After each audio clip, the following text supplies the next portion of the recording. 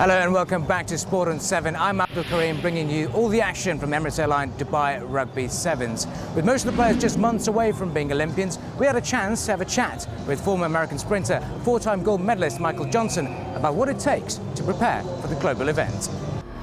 Michael, thank you for joining us. Now, an Olympian as well. Now, there's lots of players who are willing to take part in the Olympics later on in 2016. So tell us about your thoughts in terms of the preparations that goes ahead before and the mind games that they'll be going through at the moment. Well, it's at the end of the day, it's still sport for, preparation for a big championship event. And so these guys will know how to do that. There is a slight difference in that the Olympic Games is, sort of a once-in-a-lifetime opportunity, and so preparation becomes much more important. They will be going through the entire season, and so will have to, sort of keep themselves fit and try to maintain fitness throughout the season, try to avoid injury. But also there's an opportunity with this season, with the HSBC season, there's the opportunity to work on skills and use these competitions as a sort of stepping stone to, obviously, to the championship at the end of this year, but then also for the Olympics. You're out here at the Dubai Rugby Sevens. What are your thoughts on the competition so far? Is this a welcome addition to the Olympic schedule?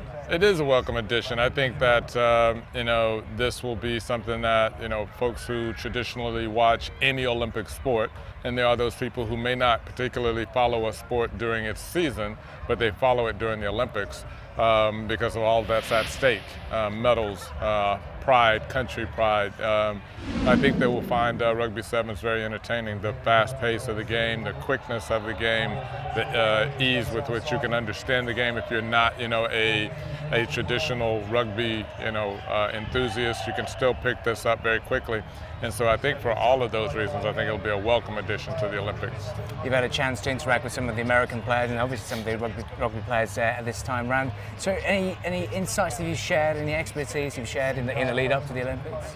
Not really, other than, obviously the one thing is that it's very different from a competition where, like this competition or a Rugby World Cup where it is all about the rugby. And so logistically and organizationally, it is set up specifically for that sport and accommodating to that sport, whereas the Olympic Games has to accommodate multiple sports and multiple athletes from multiple different sports. And so it's not set up specifically for that.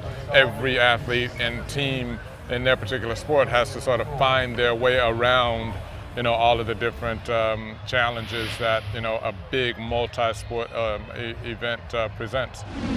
So that's the main thing. But I think athletes know how to prepare for a competition, so it's more just about the logistics when they get there and what to expect. To celebrate the Dubai Sevens as a sporting festival of the Emirates, organisers also added a 16-team netball tournament to the schedule. The final witnessed a clash between the top teams of the top division of Dubai Netball League. It was the Desert Angels who continued their unbeaten run at the Sevens netball tournament after finishing at the top of the table in the round one of this season's Dubai Netball League. After overcoming the Heartbeat Sports Tigers with a 38-19 scoreline in their previous clash, the top two sides met in the finals of the Sevens tournament, which ended as a stalemate at 10-all at the final whistle. A few minutes into extra time, Desert Angels broke through to stage a thrilling win. Brilliant finish, dying seconds as well. Yeah. How difficult was it? How competitive was it towards the very end? In the very dying seconds to score your first goal to get a golden goal? Yeah, absolutely. Tigers are amazing competition, and they're somebody that we've come across a lot, and they're a physical team. But tournament netball's so different. We normally play across an hour, and we can get into our groove and take a few goals. But they absolutely went out it hard. And when it was full time, we actually thought we'd lost. We couldn't believe that it was evens. And then it was the luck of the toss. We actually gave the ball back. So Annie, our wing defence, got the ball back for us, and the girls shot it down. I mean, can't ask more. I'm very proud of the girls and the team. So what has the experience been so far playing at the Sevens? A bit of a capacity crowd here as well, and a few of the kids from your school have joined us to show their support. Yeah, we've had lots of kids from Jess come down. We've had a few Jess teams in today, and certainly some of the kids watching us. It's amazing. We play here every Wednesday night with a limited crowd, so it's so nice for women's sport to be recognised. I know the rugby's been watched a lot today, but in terms of netball, it's a great sport, and It's so nice to play in this atmosphere, and we love it at the Sevens. It's such a professional environment, and we really like it. Yeah.